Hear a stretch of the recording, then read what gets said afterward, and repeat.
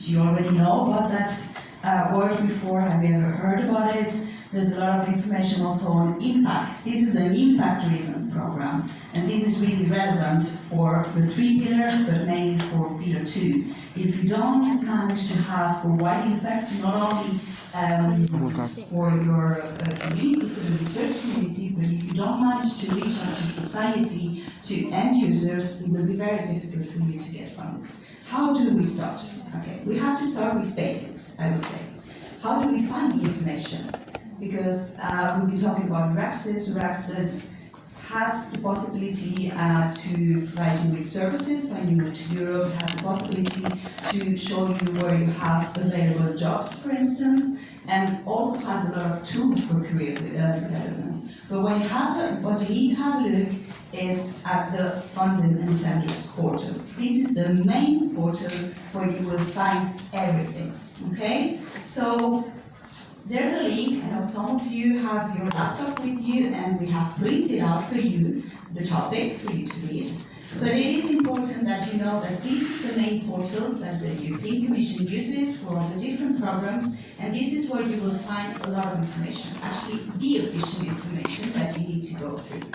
Here, if you go to the guidance and documents, you will have a look and you will find the different work programs. So if you are interested, for instance, in health, because you want to present a project dealing with novel technologies in health, then you will have to go and have a look at Cluster 1 Health and download the work program for that matter. There it is, so you can see there are different work programs. As you can see, the general introduction, the Marie Curie, research infrastructure and health, etc., etc., etc. It's very important to read them. I know it is time, but at the end of the day, if you want to apply for something, you need to be able to understand what you're applying for. In this case, we have chosen, just because I think that social sciences is easy to understand. I would say we don't really have a lot of technical jargon. We don't talk about polymers or specific formula mathematics. So I think it's easy. We chose just a topic just like that in social sciences. This afternoon we're going to have a topic in life sciences, but it's also a very easy project to understand. And tomorrow is also a social science project. The one that we have today, you can read it, you can read it in the paper, you can also use your laptop. It's not a bad idea actually to try to dig a little bit into the Funding and Tenders portal. Try to see if you can find the topic that we chose for you. So this is what you see when you see a work program, right? You see, in this case, this is the cluster 2, the culture, creativity and inclusive society. This is the work plan that is divided in destinations. These destinations are the challenges, all the policy priorities and the objectives that have been built in the strategic plan. So you have different destinations, and those destinations are going to be divided in several calls, okay? And several calls are divided into topics. So as you can see, you have, for instance, you have the destination of standing up for democracy, another one that is called past, present, and future of democracies, and you have several calls within the different destinations. In this case, the way we arrived to this topic, we wanted to have a topic that was closed already, because there's a lot of information you can find in the Funding and Tenders program. So if you find a closed topic, you can also have a look at the projects that were funded. And we thought it was good for you to have a look at the ones that are already funded, for you to give you an idea of really what is happening when you see a topic and then you get the funded project. So how do you do this? How do you go to the different clusters? You go into the funding tab there, and you have the possibility to filter, okay? By period, by program, by call, you have a lot of filters. What we applied here was a filter of culture, creativity, and inclusive society, and we also included down there something that is called international collaboration, and we will trigger a number of topics.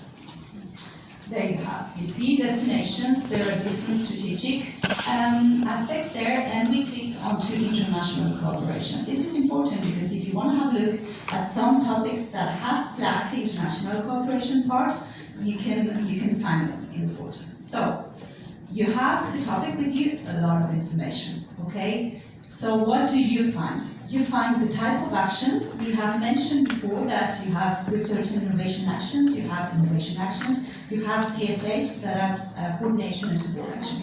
So already the fundamental report will tell you what kind of action it is. If it's a single or two-stage submission model, there are different ways to submit the proposals.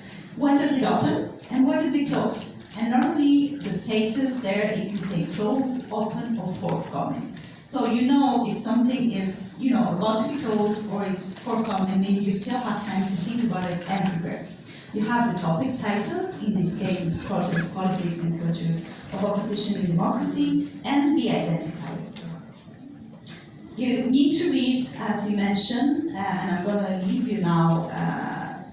We have different groups, so we're going to do some exercises. This is about being practical, so we want you to have a look at what's written, the topic destination, and also the expected impact. This is essential, okay? We mentioned that before. You're going to have outcomes, you're going to have impacts, and you're going to learn about the scope, the main activities that you are expected to do. And here, it's also mentioned, remember that I asked for international cooperation when I look for the topic.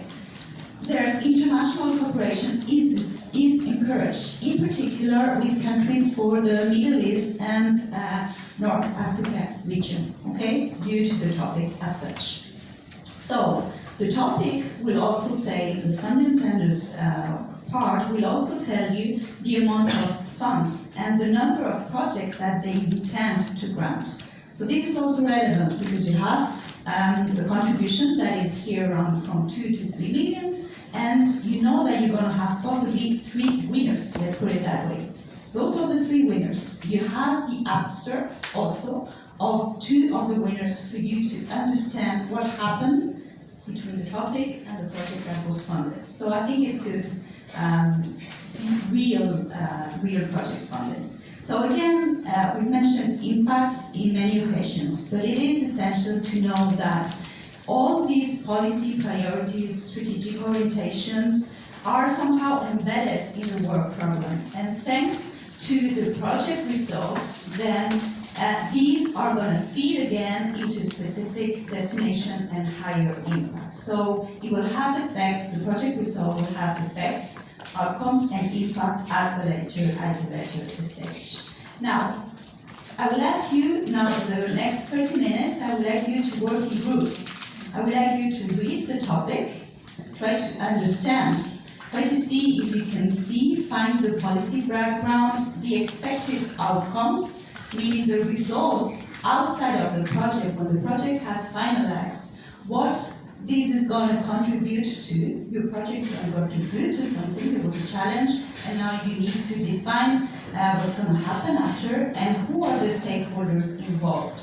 What kind of institutions have to be involved in these kind of projects? Because here, this is also important when you try to define your own consortium. You need to ensure that you target that you have all the target audiences inside the consortium with specific expertise for that. So do you need, for instance, any civil society organizations? It could be the case in this topic. Do you need companies? Do you need patient associations? Obviously, you need universities, research centers, but also institutions coming from the non-academic centers. So try to think what kind of consortium is needed. And then, this has been a lot about what kind of consortium do we need to have a successful proposal. But again, I ask you, in your specific case, what do you think a good consortium must have to participate in a European project? What do you think are the features of the consortium? It has to be wide, it has to be narrow, depending on geographies, depending on friends you have worked with before.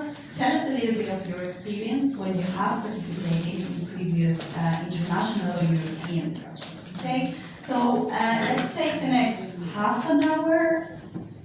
Yes, let's take the next half an hour more or less to do some reading and then discuss in groups about what you read, the background, the outcomes of the project, the different stakeholders involved, and also about the consortium. What do you think you need to have as a good consortium? And then we will discuss this openly. You can choose the person in your group, or you can, I mean, normally what we do is we choose a rapporteur, and then this rapporteur will kind of explain what he was talking about in around 2-3 minutes, okay? And that you can pitch that here on group.